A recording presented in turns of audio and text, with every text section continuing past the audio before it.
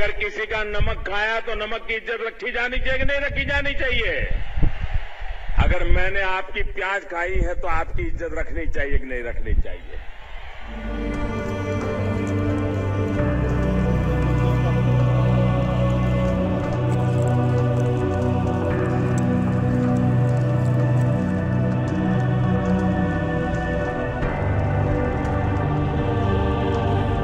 दिनकर लक्ष्मण पवार, राहणार गौसूद. माझा 1.25 एकर कांदा आहे. 1.25 एकरात कांदा निघाला, पण न्यायची सुद्धा अपेक्षा नाही आपली मार्केटला. कारण त्याला भावच नाही तर करायचं काय? त्याला तर ह्याचा खर्च 1.25 एकराला कमीत कमी 40 ते 50 हजार रुपये खर्च आहे. तेवढी सुद्धा येण्याची शक्यता नाही. तरी काय करावं काय नाही म्हणून चितागती आहे मी. हां, शेतात टाकून द्यायचं आकारात आहे मी. तर का बरं? काय भावच नाही तर करायचं काय? झालेला खर्च सुद्धा निघत नाही तर करायचं काय? याला एका क्विंटलला कमीत कमी 900 ते 1000 रुपये खर्च येतो एका क्विंटलला. हे देतोयच आपल्याला 15 रुपये 16 रुपये किलो घ्यायली ते. आपल्याला पडतर तर खाल्ली पाहिजे ना त्याच्यात. हां, अशी कंडिशन आहे शेतकऱ्याची. काय करायचं आता? काय करायचं आता? न्यायची सुद्धा अपेक्षा नाही. उगा आत्महत्या करावी अशी वाटायला लागली सरकारच्या नावानं. भावच नाही याला, न्यायची सुद्धा अपेक्षा नाही. आता भाडंच जाते 2000 रुपये टनानं घेऊन जाते ते, 200 रुपये क्विंटलनं. हे न्यायला तर परवडलं पाहिजे की. तिथून काय पदर पैशाने यावं लागलं म्हणून शक्यता कमीच आहे आपली कांदा न्यायची. तर काय करायचं? काय करायचं? वावरात इसकटून द्यावं म्हणतो ना, तर काय करावं? माझं नाव श्रीकृष्ण तुकाराम गोरे, राहणार आपसिंगा, तालुका तुळजापूर, जिल्हा धाराशिव. 5 एकर कांदा आहे माझा. सध्या काढणी चालू आहे. काढणी बंद करण्याच्या मार्गावर आहे सध्या आता. आणि काढलेला कांदा एका कडेला ढेग लावून ठेवायचा आहे. निर्यात बंदीमुळे काय नाही, सोलापूर मार्केट तर बंद आहे सध्या आज बी. आणि 3 दिवसाला 1 दिवस चालते, इतकी आवक वाढलेली आहे. आणि सरकारमध्ये कांदा कमी आहे. तर 3 दिवशी एकच यार्ड उघडते, एकच दिवस उघडते. मला आठवड्यातून 2 ते 3 दिवस उघडते. कांदा काय करायचा एवढा? हे सध्या कांदा आता कडाला ढेगाला लावून ठेवायचा. काय परवडत ना 10 ते 12 रुपये. निर्यात बंदी उठवावी ही पहिली प्रथम मागणी आहे. आधी ह्याचा सर्वे करावा, कांदा किती आहे, काय काय आवक वाढा लागली आहे का कमी होईल. कमी असं तरी साहजिक आहे निर्यात बंदी करणं. पण आवक वाढ दररोज मार्केट 3 दिवसात एकदा उघडताव आणि निर्यात बंदी करताव. मग आपल्यापाशी जास्त आहे का कमी आहे हेच आपल्याला कळणं गेले. त्यामुळे निर्यात बंदी उठणं ही महत्त्वाची आहे. आणि त्यातल्यात मुख्यमंत्र्यांनी आपल्या राज्य सरकारने त्यात तत्पर दाखवलं पाहिजे. सध्या सगळं बंद पडले, पूर्ण नुकसानीमध्ये. आणि कांदा हे पीक मूळ पीक आमचं. आता काय करायचं? कांदा एका कडेला गोळा करून टाकायचा. आता सध्या तर आभाळाचं वातावरण चालू झाले. जे राहील ते राहील, न राहील ते नाही राहील. शेवट गव्हर्नमेंट बघेल याला काय करायचं. फवारणी हाय, त्या खुरपणी हाय, लावणी हाय, काढणी हाय, भरणी हाय, नेह्याचं हाय. वह्याला सुद्धा 10-10 रुपये 20 रुपये मागते ते. पुन्हा त्याला भरणी बी काय परवडतंय शेतकऱ्याला? भाव द्या म्हणावं चांगला नीटवणी. आणि हे शेतकरी पिकला तर आम्ही मंजूरदार आहो, नाही तर काय आम्ही तरी करावं? वय की नुसता भाव 10 रुपये 5 रुपये कुठं 15 रुपये भाव असतंय काय? मतदान करा, मोदी सरकारला आणा, मोदी सरकारला आणून काय केलं मोदी सरकारनं? 3 वर्ष झालं भाव नाही कांद्याला. शेतकऱ्याने काय फाशी घेऊन मारायचा वकुत आलाय? खर्च पाणी करू करू.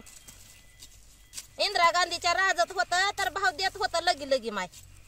आणि सरकार कसलं आलंय वाचलं? मंजुऱ्याला बी जगू देना ना, शेतकऱ्याला बी जगू देना. होय की?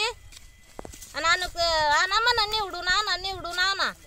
कसं निवडून आणावं, कसं द्यावं मतदान? शेतकऱ्याला भाव नाही भेटल्यावर आम्हाला मंजुरी कमी होती. हा, मग आमचं पोट भरतंय का? महागाई किती आहे? कोणचं आहे स्वस्त? सगळं स्वस्त आहे असलं तर एक महाग हे होतं स्वस्त होतं म्हणून परवडत होतं. आता शेतकऱ्याला नाही पिकल्यावर, शेतकऱ्याला नाही घेतल्यावर माल ती कुठं पुन्हा आम्हाला भाव देते? रोजगार कमी देते. रोजगारात पुन्हा आम्हाला माल येतंय का तेवढा? आणि कसं भागायचं मग मंजुरीदाराचं बी? असं आहे. माझं नाव बालाजी त्रिंबक गोरे, राहणार आपसिंगा, तालुका तुळजापूर, जिल्हा धाराशिव. तर या ज्या सरकारच्या निर्यात बंदी धोरणामुळे एक 30 ते 35 रुपये किलो, 40 रुपये किलो विकणारा कांदा आज घडीला 10 ते 12 रुपये किलोवर आलेला आहे. आणि शासनाचं मत होतं की कांदा महाराष्ट्रात कमी आहे, त्यामुळे केंद्र शासनानं हा निर्णय घेतला. पण परिस्थिती तशी नाही. महाराष्ट्रात जर कांदा कमी प्रमाणात असता तर आज मार्केटमध्ये सोलापूर मार्केट जाम झालं, कांदा उतरवायला जागा नाही तिथं. मग ही जास्तीचा कांदा कुठून येतो? मग एवढा जर कांदा असताना आणि सरकारची एक पहिली गोष्ट अशी झालेली आहे की माल चालू होत असताना निर्यात बंदी केली, आवक वाढत असताना. हा एक सरकारचा चुकीचा निर्णय आहे. आणि सरकारने आता 10 ते 12 रुपये खर्च साहेब, ज्वारी सोयाबीनला आम्ही पाणी न देता थोड्या प्रमाणात पाणी होतं, त्या पाण्यावर आम्ही कांद्याचं पीक जतन केलं. सोयाबीनचं पाणी कमी केलं, सोयाबीन कमी निघालं, त्याच्यानंतर ज्वारी पेरली नाही. पेरली तर कमी पेरली, तिला ज्वारीला पाणी नाही, पण ही कांदा जतन केला. एक खात्री वाटत होती की नगदी पीक आहे, यावर्षी थोडंसं बरं होईल. पण हे असं झालं की म्हणजे विनाकारण गरज नसताना कोणत्या बेसवर त्यांनी ही निर्यात बंदी केली. आणि त्या निर्णयामुळे आज शेतकरी सगळा देशोधडीला लागला साहेब.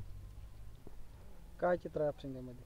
आपशिंग्यामध्ये म्हणजे 60 ते 70% शेतकरी कांदा करतात साहेब. 60 ते 70%. प्रत्येक शेतकऱ्याची आज अवस्था अशीच झालेली आहे, एकदम बिकट अवस्था आहे साहेब. पण ह्याचा काढणीचा खर्च पण आज निघत नाही साहेब.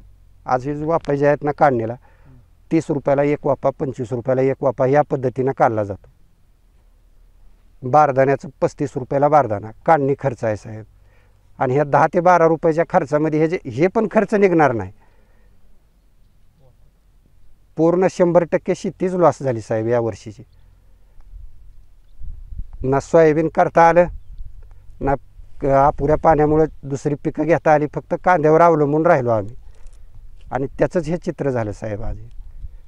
पहिल्यांदा असं झालं? पहिल्यांदा निर्यात बंदी, मालचा आवक चालू होत असताना निर्यात बंदी ही पहिल्यांदा आहे.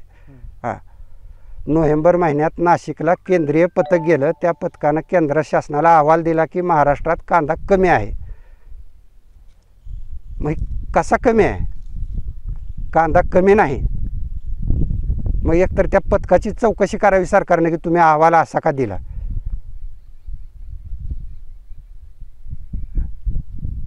काय होईल भविष्यात आता असं जर राहिलं तर? भविष्यात असं आता होण्यासारखं काय झालं साहेब? 10 रुपये 12 रुपयावर कांदा आला. मग अजून ह्याच्या पुढे काय अपेक्षा धरू शकता तुम्ही? आणि आता होणार तर काय ह्याच्यात? काही नाही, ह्याच्यात झिरो झालं सगळं. खर्चही निघत नाही ह्याच्यातून. एक आता शासनाकडून आमची अपेक्षा की वेळेवर शासनाने अजूनही शेतकऱ्याची म्हणजे खरी परिस्थिती काय महाराष्ट्रातली बघून केंद्र शासनाने एक निर्णय घ्यावा, निर्यात बंदी उठवावी. $80 त्याच्यावर आधीच बसवलेला होता खर्च, तो पण कमी करावा, जेणेकरून कांदा थोडासा बाहेर जाईल, शेतकऱ्याला पण योग्य 4 पैसे राहतील हातात. अशा दृष्टीनं शासनानं विचार करावा सरकारनं. माझं नाव शीतल सुरेश गोरे, राहणार आपशिंगा, तालुका तुळजापूर, जिल्हा धाराशिव. आम्ही कांदा उत्पादक शेतकरी आहोत. आणि 3-4 वर्ष झालं हे कांद्याचं निर्यातीचं धोरण जे सरकारचं आहे ते अत्यंत चुकीचं आहे. आणि हुकुमशाहीप्रमाणे सरकार ही शेतकऱ्यावर लादा लागले, ही जसं की हिटलरशाहीच आहे ह्यांची, अशा पद्धतीनं सरकार निर्णय घ्यायला लागले. आणि मोदीने कांद्याच्या शेतकऱ्याविषयी थोडं मध्ये पहिले बोललेलं होतं इलेक्शनच्या टायमाला, ते मी तुम्हाला सांगू इच्छितो. आणि काय बोलले होते ते ऐका तुम्ही जरा. मेरे कपास पैदा करने वाले किसानों को जो नुकसान हो रहा है, मेरे प्याज की खेती करने वाले किसानों को नुकसान हो रहा है, उन सारी नीतियों को बदल दिया जाएगा. और दिल्ली और महाराष्ट्र मिलकर के मेरे किसान भाइयों की समस्या का समाधान हम करके रहेंगे भाइयों. हमारे देश में कहते हैं अगर किसी का नमक खाते हैं ना तो फिर इस नमक की इज्जत रखी जाती है. कहते हैं कि नहीं कहते हैं? अगर किसी का नमक खाया तो नमक की इज्जत रखी जानी चाहिए कि नहीं रखी जानी चाहिए? अगर मैंने आपकी प्याज खाई है तो आपकी इज्जत रखनी चाहिए कि नहीं रखनी चाहिए? आपके कपास से बने कपड़े पहने हैं तो आपकी इज्जत रखनी चाहिए कि नहीं रखनी चाहिए?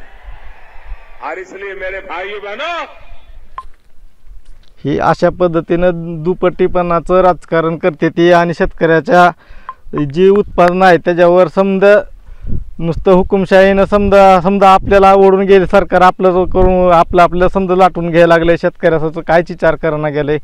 शेतकऱ्याला नुसतं देशोधडीला लावून टाकलेलं. 3-3, 4-4 वर्ष जर शेतकऱ्याला रुपया जर राहत नसेल कांद्या उत्पादनातनं, तर आज शेतकऱ्यावर कर्जाचा डोंगर झाला. 10-10, 9-9 लाख रुपयाचं शेतकऱ्याचा डोक्यावर समजा कर्ज आहे आता बँकेसंच समजा. ती कर्जमाफी करायला पाहिजे. मोठे मोठे सरकारनं निर्णय घ्यायला पाहिजे. ते आता कांद्यावरचं निर्यात बंदी तर उठवायलाच पाहिजे. ही महत्त्वाचा मुद्दा आहे की कांद्यावरचं निर्यात बंदी ती तात्काळ निर्णय घेऊन लगेच निर्यात बंदी उठवायला पाहिजे.